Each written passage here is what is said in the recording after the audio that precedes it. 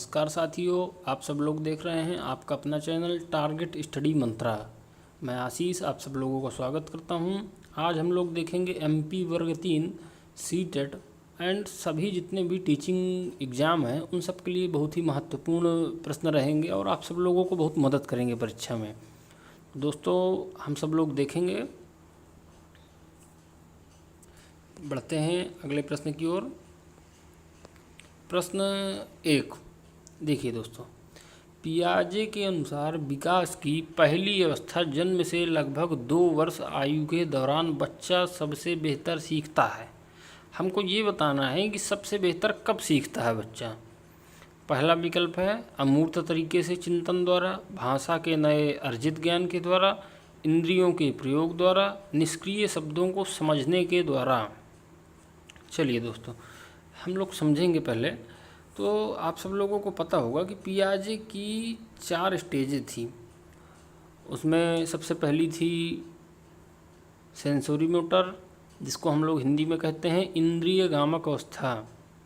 दूसरी pre operational, तीसरी concrete और चौथी फार्मल। तो हम लोगों को पता होना चाहिए कि अवस्थाएं कब से कब होती हैं। देखिए सबसे पहले इन अवस्थाओं को, पियाजे की 4 अवस्थाओं को याद करने का सबसे अच्छा तरीका है SPCF। ये आप लोग याद रख सकते हैं। S से सेंसोरी मोटर, P से प्री ऑपरेशनल, C से कंक्रीट और F से फार्मल। तो देखिए इनकी अवस्थाएं भी हम लोगों को पता होना चाहिए। तो सेंसोरी मोटर की अवस्था 0 से 2 वर्ष,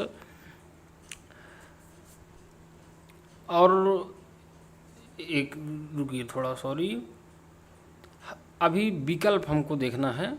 तो विकल्प क्या कह रहे हैं? विकल्प A अमूर्त तरीके से चिंतन द्वारा, भाषा के नए अर्जित ज्ञान के अनुप्रयोग द्वारा, इंद्रियों के प्रयोग द्वारा, निष्क्रिय शब्दों को समझने द्वारा। तो देखिए अब हम लोगों को समझना पड़ेगा यहाँ पर कि क्या है। अमूर्त तरीके से चिंतन कब करता है बच्चा? भाषा के नए अर्जित ज्ञान के अनुप्रयोग द्वारा, इंद्रियों के प्रयोग द्वारा, निष्क्रिय शब्दों को समझने के द्वारा। देखिए हम लोगों को समझना पड़ेगा कि ये क्या है। तो अभी हमने बताया था कि 4 अवस्थाएं हैं पियाजे की, SPCF। देखिए पहली अवस्था सेंसोरी मोटर, इसको हिंदी में कहते हैं इंद्रिय गामक अवस्था। तो इसकी अवस्था सबको पता है कि 0 से 2 वर्ष, इसको हम शैशवावस्था भी कहते हैं। तो इसमें प्रश्न ये पूछा कि जन्म से लगभग 2 वर्ष के आयु के दौरान बच्चा, तो जन्म से 2 वर्ष के दौरान कौन सी अवस्था होगी? Sensory motor. तो इसमें बहुत आसान है, विकल्प C इंद्रियों के प्रयोग के द्वारा।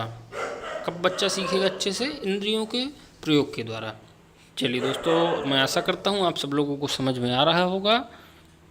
अगले प्रश्न की ओर बढ़ते हैं। देखिए सबसे अधिक गहन और समाजीकरण होता है, मतलब सबसे ज़्यादा सोशलाइजेशन कब होता है बच्चे का? प्रौढ़ावस्था में, शैशवावस्था के दौरान, किशोरावस्था के दौरान, पूर्व बाल्यावस्था के दौरान। देखिए सबसे पहले आप लोगों को पता होगा सबसे पहली स्टेज आती है शैशवावस्था, जन्म के बाद की अवस्था में।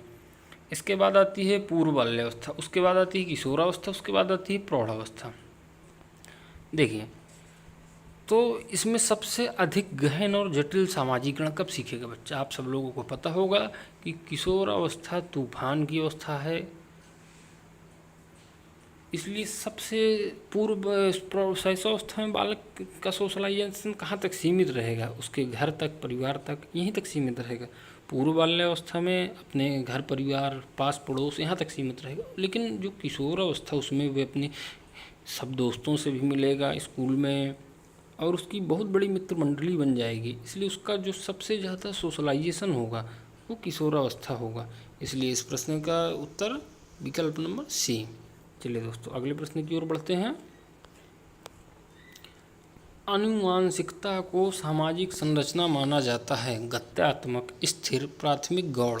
देखिए ये प्रश्न हम लोगों को समझना पड़ेगा कि आनुवांशिकता को सामाजिक संरचना क्या माना जाता है? गत्यात्मक, स्थिर, प्राथमिक, गौण। तो देखिए आप लोगों ने सुना होगा कि जो हम लोग हैं, बच्चे का विकास है वो एक हेरिडिटी और इन्वायरमेंट।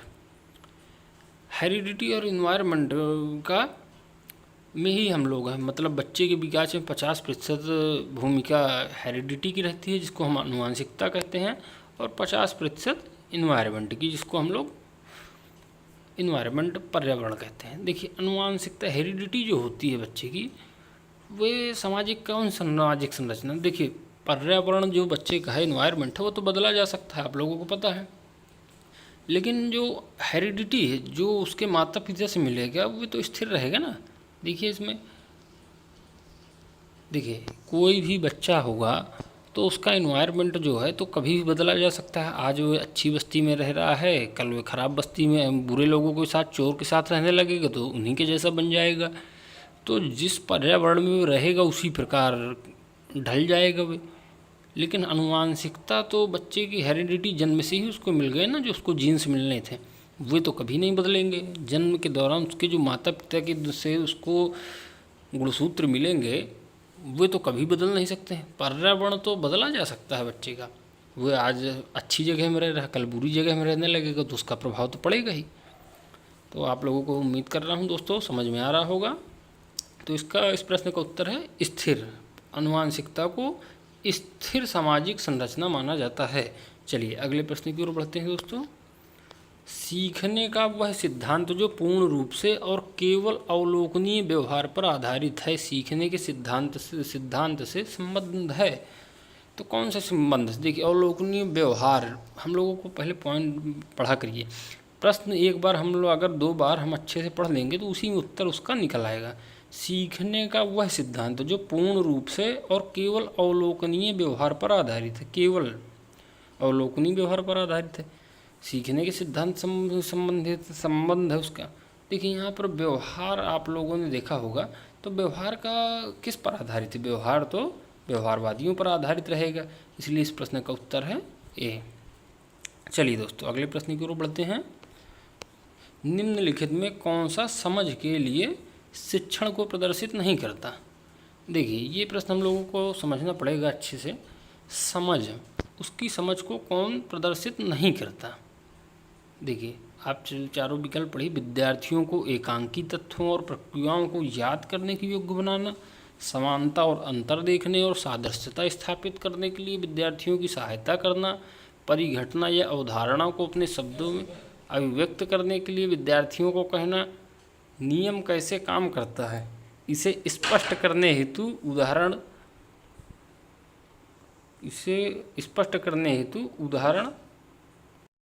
देखिए दोस्तों, तो नियम कैसे काम करता है इसे स्पष्ट करने हेतु उदाहरण उपलब्ध कराने के लिए विद्यार्थियों को पढ़ाना। तो इनमें हम लोगों को बताना है कि कौन सा समझ के लिए शिक्षण को प्रदर्शित नहीं करता। हम नीचे से चलेंगे। देखिए पैडागॉजी में हम लोगों को 4 में से एक विकल्प छांटना होता है, इसलिए हम लोगों को 3 पहले गलत उत्तर ढूंढने पड़ेंगे, तभी हम एक ढूंढ पाएंगे सही। देखिए नियम कैसे काम करता है इसे स्पष्ट करने हेतु उदाहरण उपलब्ध कराने के लिए विद्यार्थियों को पढ़ाना। देखिए अगर कोई उदाहरण से नियम की ओर पढ़ा रहा है, इसको हम लोग आगमन विधि कहते हैं, तो ये तो अच्छी विधि है, तो ये तो समझ के लिए शिक्षण को प्रदर्शित करता है, इसलिए ये तो विकल्प नहीं होगा, क्योंकि उदाहरण से नियम की ओर अच्छी बात है। हम लोगों ने, मैं आप लोगों को एक उदाहरण देता हूँ। एक हम लोगों के यहाँ एक विधि चलती है हिंदी में, भाषा संसर्ग विधि उसे कहते हैं। उसमें जैसे कोई कहानी या कोई कविता के माध्यम से बच्चों को बीच में संज्ञा आ जाता है, तो उसमें बीच में ही, कहानी के बीच में ही संज्ञा के विषय में भी उनको जानकारी दे देना, तो ये तो अच्छी विधि मानी जाती है। इसलिए उदाहरण से नियम की ओर आगमन विधि इसमें समझ के लिए शिक्षण को प्रदर्शित करता है। चलिए अगला विकल्प चलते हैं सी। परिघटना या उदाहरणा को अपने शब्दों में अभिव्यक्त करने के लिए विद्यार्थियों को कहना। मतलब विद्यार्थियों को कहना कि वे परिघटना या उदाहरणा को अपने शब्द में, अपने शब्द, देखिए एक चीज़ यहाँ लिखा है अभिव्यक्त, तो अभिव्यक्त बच्चे के अंदर जो होगा ये तो अच्छी बात है ना। अगर वो अपनी अभिव्यक्ति प्रदर्शित कर रहा है, उसको जो ज्ञान है वो अपना ज्ञान अभिव्यक्त कर रहा है, ये तो बहुत अच्छी बात है अगर इसके लिए शिक्षक उसको बढ़ावा देता है, यही तो कहा गया है एनसीएफ में। इसलिए अभिव्यक्त करना ये भी प्रदर्शित करता है समझ के शिक्षण के लिए, ये भी विकल्प नहीं होगा। समानता और अंतर देखने और सादृश्यता स्थापित करने के लिए विद्यार्थियों की सहायता करना।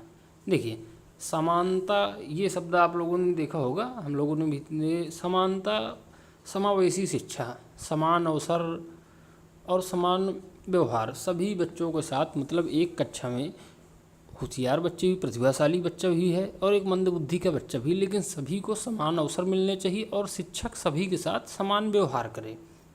समान अवसर समान व्यवहार, इसलिए ये तो अच्छी बात है अगर वो समानता के और अंतर देखने और सादृश्यता स्थापित करने की विद्यार्थियों की सहायता करता है, ये अच्छी बात है। देखिए ये अब हम लोगों का उत्तर क्यों होगा ए, विद्यार्थियों को एकांकी तथ्यों और प्रक्रियाओं को याद करने के योग्य होना। देखिए एक चीज़ आप देख लीजिएगा, जहाँ भी ये शब्द आपको मिल जाए, याद करना ये सबसे निगेटिव वर्ड है पेडागोगी। इसलिए याद करना विद्यार्थियों को एकांकी तथ्यों, और याद तो कभी कराना ही नहीं है बच्चों को, उनको तो समझाना, उनकी समझ को हमको विकसित करना है। याद कराना थोड़ा शिक्षक का उद्देश्य है कि याद कराएगा, इसलिए इसका उत्तर विकल्प ए हो जाएगा। चलिए अगले प्रश्न की ओर बढ़ते हैं दोस्तों। देखिए निम्नलिखित में कौन सी विशेषता आंतरिक रूप से अभिप्रेरित बच्चे के लिए सही नहीं है। मतलब कोई बच्चा अंदर से अभिप्रेरित है, उसमें कौन सा सही नहीं है। एक चीज़ आप लोग देख लिया करिए, नहीं, ये नहीं हम लोगों को बहुत जल्दी देख नहीं पाते हैं और गलत हो जाता है हमारा। चलिए एक चीज़ देखिए, वे कार्य करते समय उच्च स्तर की ऊर्जा प्रदर्शित करते हैं। मतलब कोई बच्चा काम कर रहा है, उसके अंदर बहुत एनर्जी है, वो उच्च स्तर की ऊर्जा को प्रदर्शित कर रहा है, ये तो अच्छी बात है, तो ये तो विकल्प हमारा नहीं होगा। वे चुनौती भरे कार्यों को पसंद करते हैं। मतलब कोई बच्चा है, उसको जैसे गणित नहीं आती किसी बच्चे को, लेकिन वो फिर भी गणित सीखने के लिए उत्साहित तो है, बच्चे में उत्साह तो है उसके अंदर, मतलब वे चुनौती भरे कार्यों को पसंद करते हैं, इसलिए ये भी अच्छी बात है, ये भी उत्तर नहीं होगा। उन्हें कार्य करने में आनंद आता है। अब ये बताइए, एनसीएफ में भी कहा गया है कि बच्चों को पढ़ने में आनंद के साथ पढ़ना है। जब किसी कार्य को हमें खेलने में आनंद मिलता है, इसीलिए तो हम लोग मन से खेलते हैं। अगर हमको पढ़ने में भी आनंद मिलेगा तो हम लोग मन से पढ़ेंगे, इसलिए ये भी बात नहीं होगी। ये हमेशा सफल होते हैं। देखिए गलतियां तो सभी से होती हैं, और पेडागोगी में कहा गया है कि जब बच्चे गलतियां करेंगे ही नहीं तो वो सीखेंगे क्या। आप ही बताइए, जब किसी व्यक्ति से गलती ही नहीं होगी, वो सब सही सही ही करेगा, तो इंसान कहाँ से रह जाएगा। वो तो गलती तो भाई भगवान से नहीं होती, बाकी तो सबसे होती है। देखिए तो हमेशा सफल होते हैं, ये बात गलत है, इसलिए इसका उत्तर डी हो जाएगा दोस्तों। आप आशा करता हूँ आप लोगों को समझ में आ रहा होगा दोस्तों। चलिए अगले प्रश्न की ओर चलते हैं। देखिए 7वां, छोटे शिक्षार्थियों में कौन लक्षण पठन कठिनाई का नहीं है। मतलब छोटे बच्चे हैं, उनमें कौन सा लक्षण है जो पठन कठिनाई का नहीं है। आप फिर से देखिए, नहीं, ये नहीं शब्द को आप ध्यान नहीं देंगे तो गलत हो जाएगा आपको सब कुछ, ठीक है। इसलिए इसको हमें बहुत ज़्यादा ध्यान देना पड़ेगा। चलिए विकल्प सुसंगत वर्तनी में कठिनाई, शब्दों और विचारों को समझने में कठिनाई, वर्ण और शब्द पहचानने में कठिनाई, पठन गति और प्रवाह में कठिनाई। देखिए छोटे बच्चों को हमें पढ़ाना है और छोटे बच्चों में क्या कठिनाई नहीं है। देखिए तो सुसंगत वर्तनी में कठिनाई, सुसंगत वर्तनी में तो कठिनाई होगी उन्हें। आप ही बताइए, कोई छोटा बच्चा है, वे शुद्ध वर्तनी, वे तो ये भी नहीं जानता छोटा बच्चा कि हिंदी में कितने स्वर होते हैं, कितने व्यंजन होते हैं, तो उससे सुसंगत वर्तनी में कठिनाई तो होगी। वे ये थोड़ा जानता है कि वर्तनी क्या है। वे तो बच्चे तो अपनी अभिव्यक्ति, अपनी बात को सामने वाले के, दूसरों के सामने अच्छी तरह से प्रकट कर सकते हैं, ये रहता है। अब सुसंगत वर्तनी वे इतना तो जानते नहीं हैं कि कौन सा वर्तनी हम गलत है कि सही है, लेकिन वे अपनी बात को दूसरे के सामने प्रकट कर सकते हैं, इतना ही रहता है। ये सुसंगत वर्तनी तो नहीं होगी, इसलिए विकल्प नहीं होगा। देखिए, शब्दों और विचारों में को समझने में कठिनाई। देखिए, कोई भी छोटा बच्चा होगा लेकिन वो अपने विचार सामने वाले के अच्छी तरह से प्रकट कर सकता है और दूसरे की बातें अच्छी तरह समझ सकता है, ये विकास उसके अंदर हो जाता है। इसलिए ये जो शब्दों और विचारों को समझने में कठिनाई है, ये लक्षण पठन कठिनाई का नहीं है। चलिए फिर भी हम अगला देख लेते हैं। आगे भी विकल्प हमें पूरे पढ़ने चाहिए। हमारा उत्तर तो अभी बी सही लग रहा है। वर्ण और शब्द पहचानने में कठिनाई। देखिए, वर्ण और शब्द, अभी मैंने बताया कि कोई बच्चा वर्ण और शब्द, छोटा बच्चा कैसे पहचानेगा कि ये का है, इसमें आधा का है और आ स्वर है, वो ये थोड़ा जान पाएगा कि इसमें क्या स्वर है और क्या व्यंजन है। वर्ण और शब्दों में पहचान में कठिनाई तो होगी। चलिए, पठन गति और प्रवाह में कठिनाई। तो पढ़ने में गति और प्रवाह में कठिनाई, ये भी लक्षण कठिनाई का नहीं है, कठिनाई का है।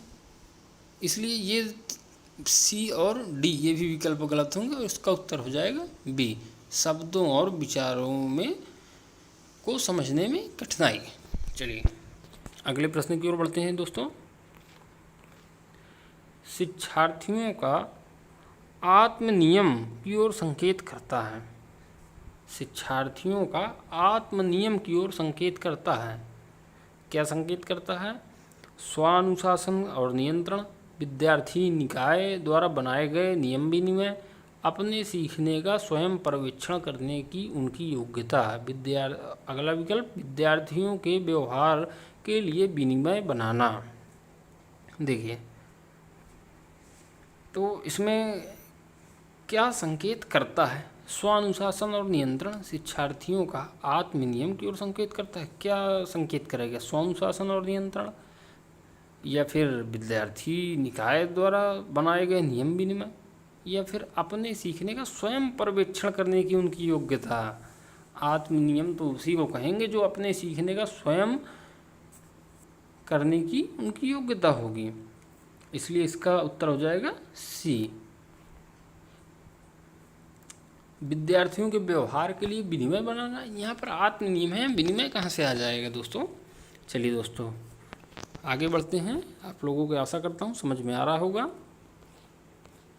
चलिए प्रश्न 9, निम्नलिखित में से किस कथन को सीखने के लक्षण के रूप में माना जा सकता है? निम्नलिखित में से किस कथन को सीखने के लक्षण के रूप में माना जा सकता है? आप विकल्प पढ़िए। व्यवहार का अध्ययन सीखना है, अनअधिगम भी सीखने का एक हिस्सा है, सीखना एक प्रक्रिया है जो व्यवहार में मध्यस्थता करती है, सीखना कुछ ऐसी चीज़ है जो कुछ अनुभवों के परिणाम स्वरूप घटित होती है। देखिए, आप पहले यहाँ पर सबसे पहले पढ़िए, निम्नलिखित में से किस कथन को सीखने के लक्षण के रूप में माना। देखिए यहाँ पे एक चीज़ रहे गलत हो गई, रूप में यहाँ पर नहीं लिखिएगा दोस्तों, यहाँ पर नहीं है, यहाँ पर रूप में यहाँ पर नहीं लिखना है। ये निम्नलिखित में से किस कथन को सीखने के लक्षण के रूप में नहीं माना जा सकता, ये है प्रश्न। नहीं यहाँ पर गलत हो गया है टाइपिंग में।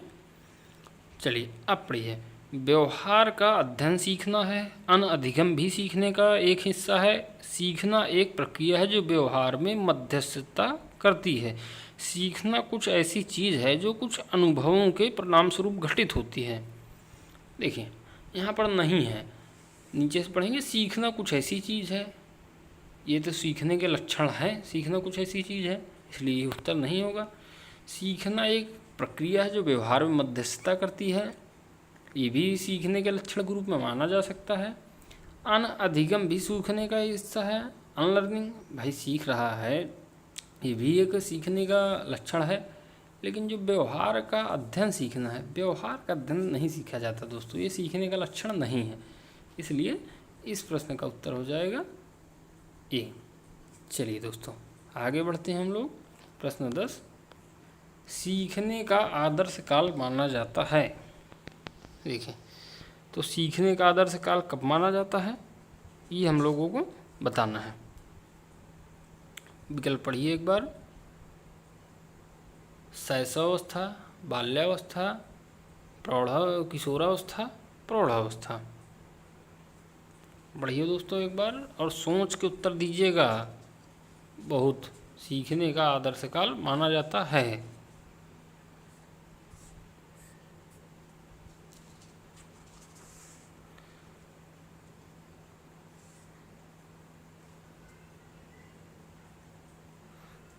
तो आप लोगों ने पढ़ा होगा दोस्तों, सीखने का आदर्श काल कब माना जाता है। देखिए, सबसे ज़्यादा बच्चा कब सीखेगा, सबसे ज़्यादा बच्चा सीखेगा बाल्यावस्था, किशोरावस्था, प्रौढ़ावस्था या शैशवावस्था। कब सीखेगा बच्चा, तो सबसे ज़्यादा बच्चा सीखता है बाल्यावस्था में। इसलिए सीखने का आदर्श काल बाल्यावस्था माना जाएगा। ठीक दोस्तों, चलिए आगे बढ़ते हैं। तो धन्यवाद आप लोगों का बहुत बहुत। आप सब लोग देख रहे थे टारगेट स्टडी मंत्रा। आपका लक्ष्य आपको ज़िंदगी में बड़ा बना सकता है। तो दोस्तों, हम सब लोगों को लक्ष्य अपनी जीवन में निर्धारित करना चाहिए। आप लोगों ने अगर चैनल को सब्सक्राइब ना किया हो तो चैनल को सब्सक्राइब ज़रूर करें और बेल आइकन दबाना बिल्कुल भी ना भूलें, क्योंकि इससे आप लोगों को सभी वीडियो मिलते रहेंगे, नोटिफिकेशन उनकी मिलती रहेगी। और वीडियो अच्छा लगे तो लाइक और शेयर ज़रूर करिएगा दोस्तों। धन्यवाद आप लोगों का बहुत बहुत।